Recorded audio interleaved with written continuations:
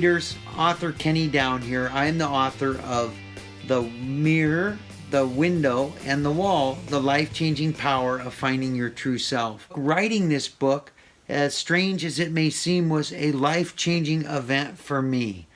Still today, I use this book every day. The thoughts and the things that came to me are some of the guiding forces in my life today. We're going to do a series of reads in these. We're going to do a series of short videos on this, starting today with the introduction section of this book.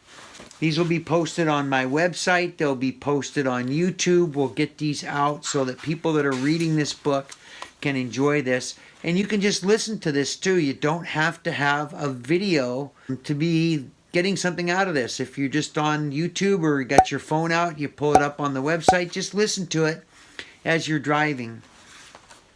The Mirror, the Window, and the Wall, The Life-Changing Power of Finding Your True Self. This book is dedicated to Darlene Narkowitz, a woman who found her true self and showed many more how to awaken to their authentic purpose in life. She continues to inspire us all. Darlene was a young woman who I met and was able to be a spiritual guide for many years, and she passed away, and I adopted her son, who is now my son and my wife's son. He's a part of our family and has been for many years. She was somebody that typified the mirror, the window, and the wall, and especially typified the life-changing power of what it is to find and to know your true self and not be viewing yourself from the mirror or the window or building these walls, but to get rid of all of those things. And that was the reason I dedicated this book to Darlene. The book starts out in the introduction. It says, the most important question you can ask yourself is whether or not you were born with an innate need to find the spiritual way of life. You might ask, how can I tell? Well, if you feel at times beaten and crushed under the pressure of life, this may be a good sign. So if you're feeling pressure and you're feeling beat up in your life, this is a book that's going to, allow you to find out why that is. Why is it that I feel that way? What is it that's driving me in my life to do these things that I don't want to be doing and to not do the things that my heart's desire is really telling me that I want to do? The idea that we must find the spiritual life in order to quit hiding or find our true self, and most importantly, to live, is not a new concept. It is, however, one I wish to solidify, refine, and share with others. This was the original thought that pushed me to write The Mirror, the Window, and the Wall. If you have ever felt the pull toward the divine to take on a spiritual quest, this booklet may speak to you. And I'm hoping that there's people who will see these videos, that will listen to these recordings, that will find that they do feel like maybe I should go on a spiritual quest. Maybe it's time to do another new spiritual quest. Maybe it's time for another new spiritual awakening if you've already been down this path. There are those also who are able to live with an obscured view of themselves through a lens they attempt to control, to focus so that others view them in a certain way. They get away with building walls to protect themselves and hide behind. Those who can live with this are numerous. This booklet may also be for them if they desire a better quality of life. Everything that pushes us towards spirituality does not have to be life or death. So whether this is a life or death piece for you, which it was at one time in my life, I was at a place where I was finding the spiritual life or else.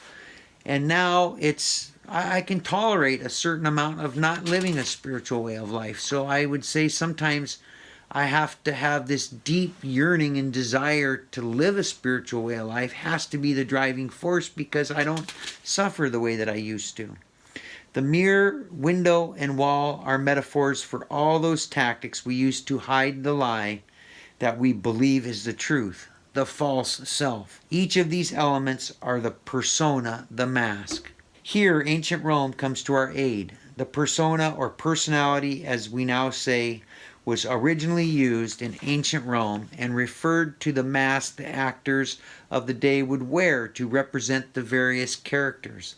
Like the ancient Romans, we may be wearing a mask, playing a character, reading a script assigned to us. This is the deal that this persona that we wear, the mask, that's who we try to present ourselves to be when we're out in society, when we're even in our families, even with those the closest that love us the most. We're afraid that without putting on the persona, the mask, that if we're uncovered, they're going to see who we really are and they won't love us. My point in writing this book was not only to show how we put the mask on ourselves, but how those societal pressures and false beliefs, the mask is placed on us, imprinted with others' DNA. The mask we wear may have the fingerprints of those other than ourselves. You should appear like this to be attractive to society. Hearing this often enough, seeing this in media and advertising, we absorb these unconscious beliefs about ourselves. We have been told or hear in some way the message that we are never good enough. It becomes our mantra. A capitalistic view of success is also thrust upon us simply by being born where and when we are born. This supplants the honest desire we came into this life with to be a helpful co-creator with God.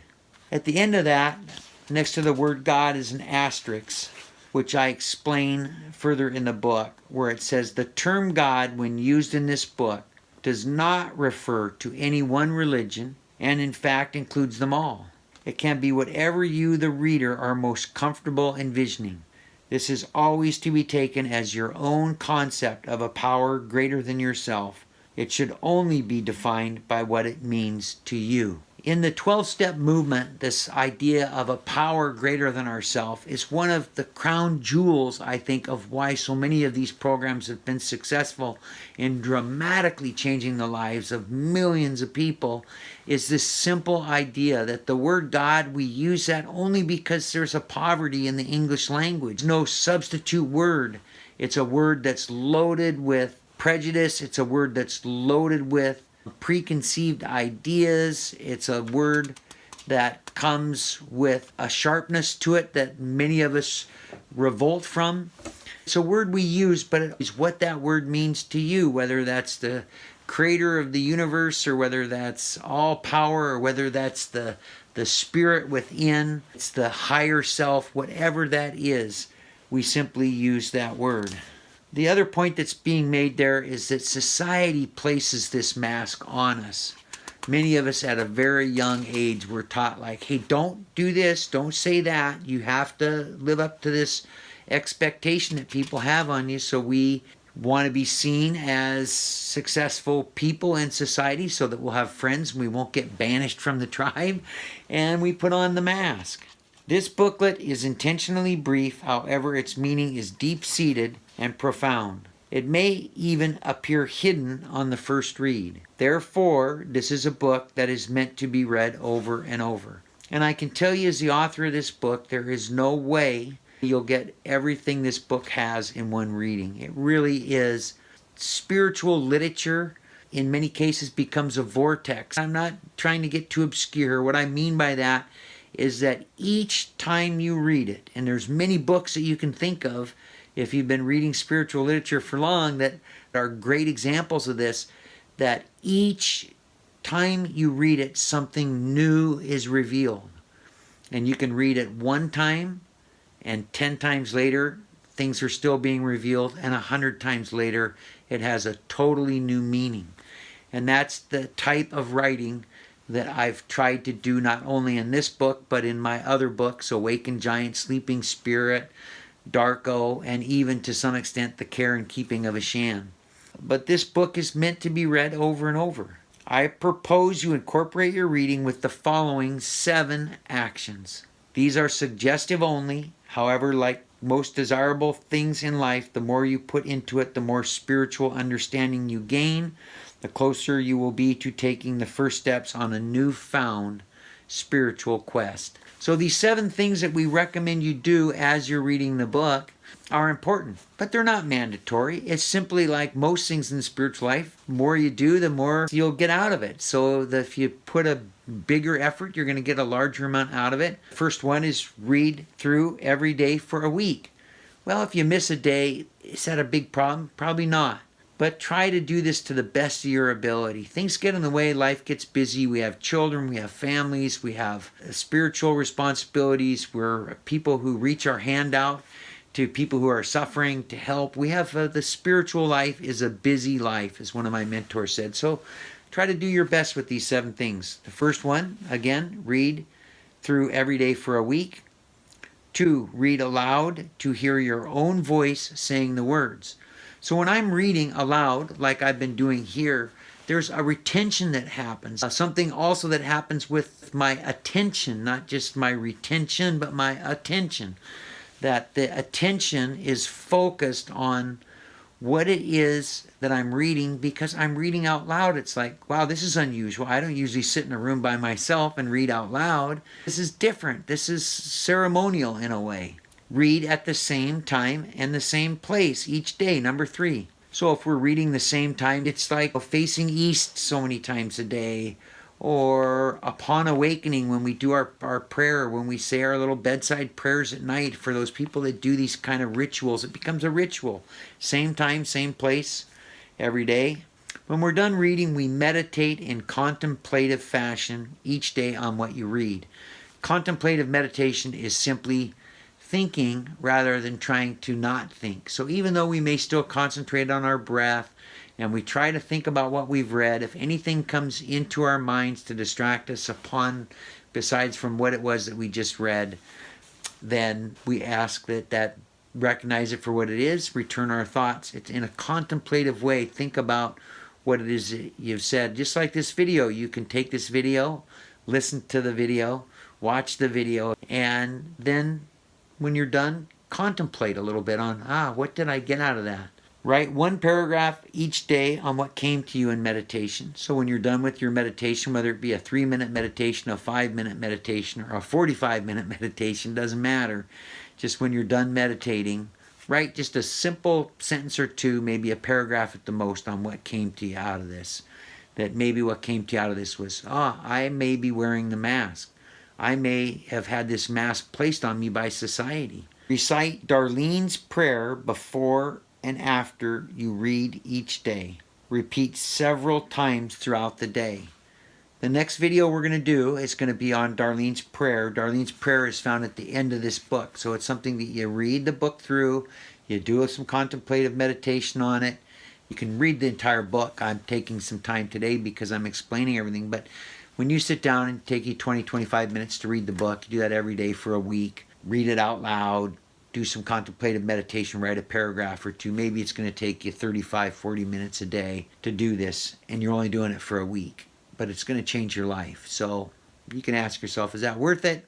Not worth it? How much effort do I want to have a new and awakened spiritual life, to have another one of these spiritual awakenings, a profound shift in the way our consciousness is working? I'd say it's worth it. And one of the things we're also going to do at the beginning and the end of each one, read Darlenes Prayer.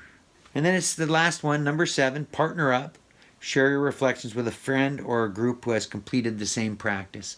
So partner up. Do this practice with somebody else. Share with them. If you find somebody that's completed this practice, you can do that. You can find me at my website, newthoughtlife.org. You can get in touch with me.